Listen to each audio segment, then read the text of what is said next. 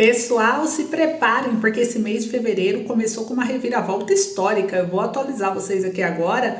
O ano iniciou e já estamos diante de uma verdadeira reviravolta política no Brasil e no mundo. Eu vou trazer todos os detalhes, mas olha só aqui comigo. O presidente Lula acaba de ser atingido por uma sequência de más notícias que podem abalar de vez aí o seu mandato, o seu governo, sua popularidade. E enquanto isso, Jair Bolsonaro tem uma carta na manga. Gente, é isso mesmo, Jair Bolsonaro pode mudar essa estratégia, pode garantir uma vitória e mudar completamente o cenário político agora para as eleições de 2026. Então eu vou trazer para vocês o renascimento político no Brasil depois de todas essas bombas que acabaram de estourar e deu na mídia. Eu vou trazer para vocês, até a imprensa, hein? Até a imprensa mais esquerdista não tem como esconder essa jogada, não tem como esconder esse cenário atual. Mas as surpresas não param por aí não. O cenário internacional com o Donald Trump também acaba de trazer mais um anúncio bombástico, né? Deixando aí muitos de queixo caído. Eu vou trazer para vocês qual é a nova do Trump. E se você quer se manter informado sobre todos esses acontecimentos e muito mais, né? Entender o que está por vir, não ficar só com base na grande mídia para não ser manipulado através das informações, se inscreve no canal. Aproveita para compartilhar com seus amigos, familiares, isso ajuda demais o nosso trabalho. Conto com você, mas sem demora. Já começa aqui com a primeira notícia que eu vou compartilhar para vocês, gente, que olha só o que saiu, né? O braço político da esquerda. Vamos falar do STF? Sobre essa decisão que pegou o Brasil de surpresa, porque o STF decidiu manter a anulação das condenações de Léo Pinheiro na Lava Jato. Isso escancara o aparelhamento do judiciário e reforça a narrativa de que a corte se tornou um braço político do governo de esquerda. Mais uma vez, figuras centrais dos maiores esquemas de corrupção da história do Brasil estão sendo beneficiados, enquanto os agentes da Lava Jato que ousaram combater o crime são criminalizados. E com votos de ministros como Gilmar Mendes e Dias Toffoli, a decisão de condenação anulares baseia-se em mensagens obtidas ilegalmente, sem perícia oficial. Gente, assim, é inacreditável, né? Isso levando sérias dúvidas sobre a integridade do processo. Afinal, quando se trata de favorecer aliados políticos, qualquer justificativa parece válida. O próprio Toffoli já havia alegado que a Lava Jato promoveu um estado de exceção, mas na prática o verdadeiro estado de exceção acontece agora. Um país onde os corruptos são soltos, as condenações são anuladas e a justiça serve apenas a interesses políticos. Essa anulação beneficiou diretamente aqueles que financiaram campanhas e fortaleceram o projeto de poder da esquerda. O STF, ao invés de garantir a independência do judiciário como órgão de defesa dos interesses do governo, e isso não é justiça, é apartamento abandonado, né? Enquanto isso, a população que ajudou a Lava Jato a expor um esquema de corrupção bilionária vê o esforço de anos sendo destruídos em decisões que servem apenas para garantir a impunidade dos poderosos. A pergunta que fica aqui é: até quando o Brasil aceitará essa submissão ao STF aos interesses políticos, né? E tá aqui, saiu na Folha de São Paulo. STF confirma decisão de Toffoli que anulou condenações de Léo Pinheiro na Lava Jato. O colegiado entendeu que o empresário foi perseguido por conluio entre procuradores e o juiz Sérgio Moro. Então, a segunda turma do STF confirmou nessa segunda-feira, dia 3, a decisão do ministro Dias Toffoli de anular todos os procedimentos da Operação Lava Jato contra o empresário Léo Pinheiro. O julgamento foi feito por meio do plenário virtual, em sessão aberta, entre os dias 13 de dezembro e 3 de fevereiro. O ministro Gilmar Mendes e também Cássio Nunes Marques acompanharam o relator.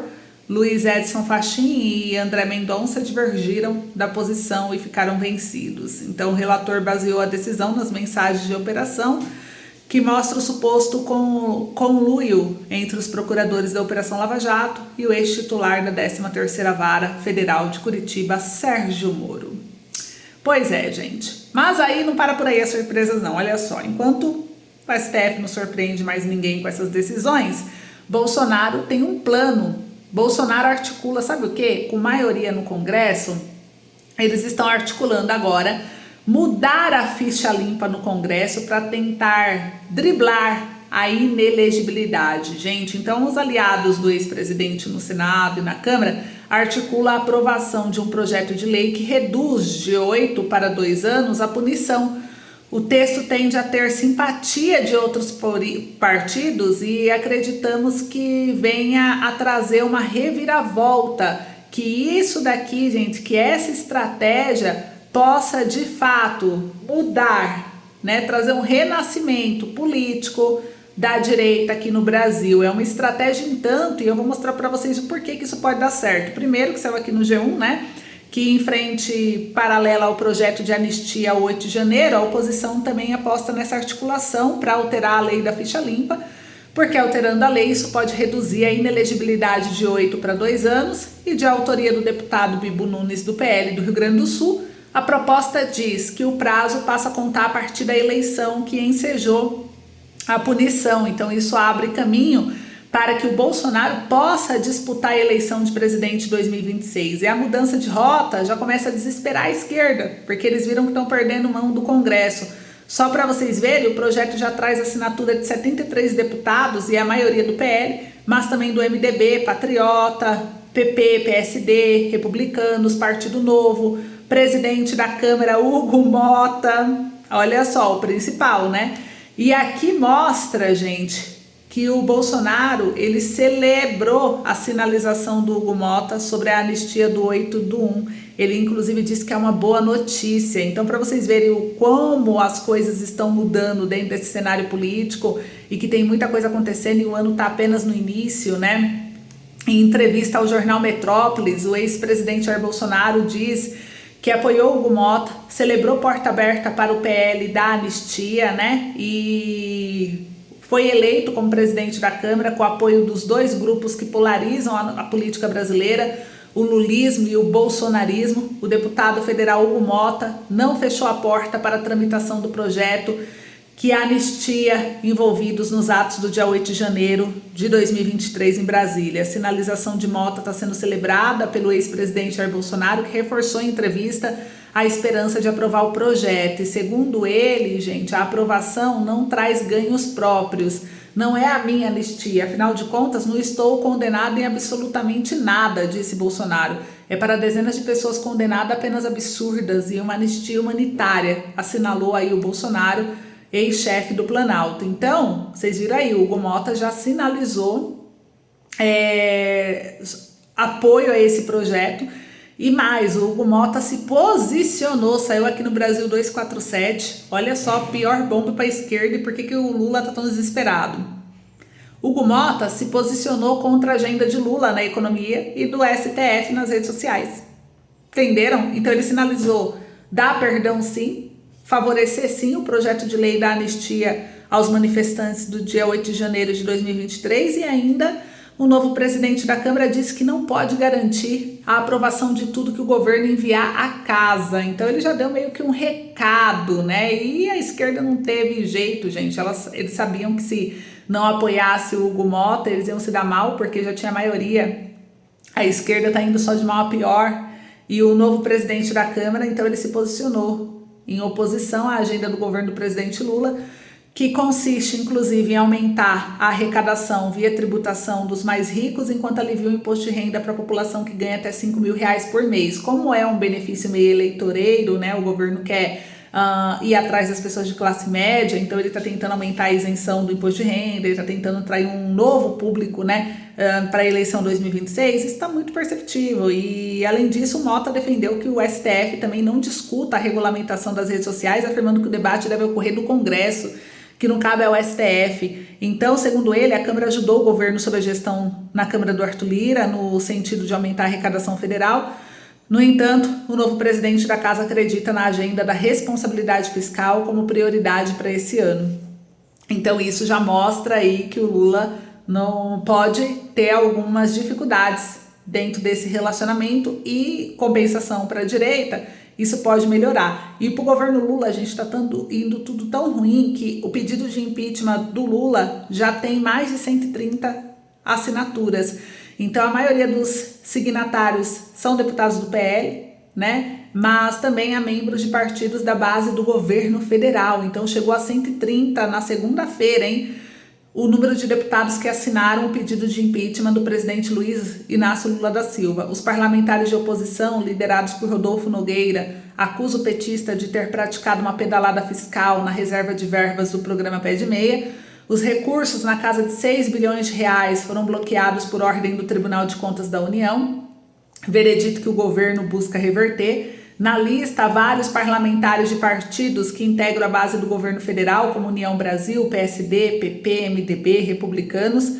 Porém, a grande maioria pertence ainda ao PL, que é o partido, inclusive, do Jair Bolsonaro. Há deputados também do Podemos, Cidadania, Partido Novo, PRD, PSDB, além de membros da bancada evangélica e também do agronegócio. O pedido de impeachment ainda não foi protocolado e o grande número de signatários, no entanto, ainda também não é suficiente para que o pedido tenha tração. Cabe ao presidente da Câmara, cadeira ocupada agora pelo deputado Hugo Mota, a decisão de aceitar ou não o pedido. Quando Dilma foi alvo de impeachment, ela entrou em guerra com o então presidente da Câmara, Eduardo Cunha, que colocou o processo para andar em um cenário em que a petista tinha cerca de 10% de avaliação positiva no país. Hugo Mota esteve reunido com Lula na segunda-feira e fez acenos ao presidente. Além disso, pesquisa do Quaest divulgada mostra que, apesar da vantagem ter diminuído, Lula ainda venceria qualquer um dos seus possíveis oponentes em 2026. Mas olha só a pesquisa do Quaest, né?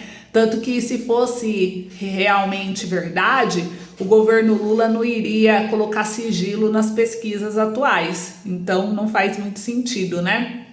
Então cresce aí o número de assinaturas para o pedido de impeachment, tá? Do Lula, e a gente vai acompanhar. Então vocês viram, Hugo Mota pode anistiar, colocar para votar a anistia dos presos do dia 8 de janeiro, já acenou que ele não vai aprovar tudo que o governo enviar, que não é bem assim, já discorda de vários pontos do governo Lula e também do STF em relação à regulamentação das redes. Já acenou positivo para o Bolsonaro, né, sobre essa anistia.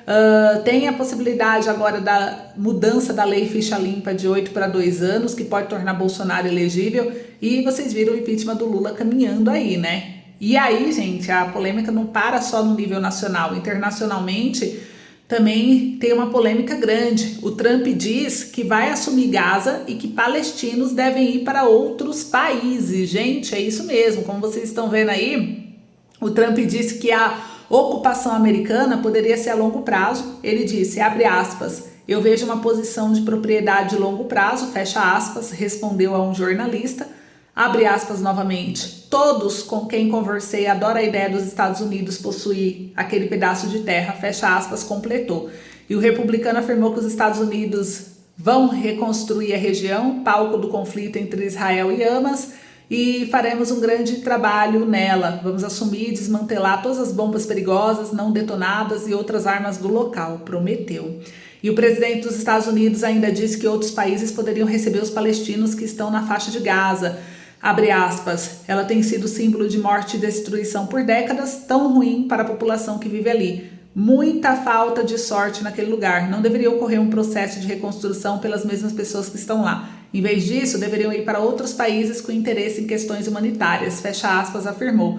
Trump disse que os palestinos só voltam para a faixa de Gaza porque não tem alternativa. Abre aspas, é um lugar de destruição, foi tudo demolido ali. Eles poderiam ocupar outras áreas tão bonitas, fecha aspas, reforçou. E questionado por um jornalista, o republicano não descartou enviar tropas dos Estados Unidos para Gaza. No que diz respeito a Gaza, faremos o que for necessário. Se for necessário, faremos isso, disse ele. E o Benjamin disse que terminará a guerra contra Hamas, vencendo a guerra, e a vitória de Israel será a vitória da América, acrescentou o israelense. Israel sabe o que fazer, destruir a ala militar do Hamas, a capacidade de governar, garantir a volta e a vida de todos os reféns e garantir que Gaza nunca mais seja uma ameaça, defendeu aí o Benjamin, né? O primeiro-ministro ainda definiu Trump como o maior amigo que Israel já teve na Casa Branca e é por isso que o povo de Israel tem tanto respeito por você. Então vamos acompanhar, gente, mas vocês viram aí que a polêmica não é só no Brasil, tá? De forma global. Nos próximos dias muitas coisas podem mudar, então fique de olho no canal. Um beijo, até mais.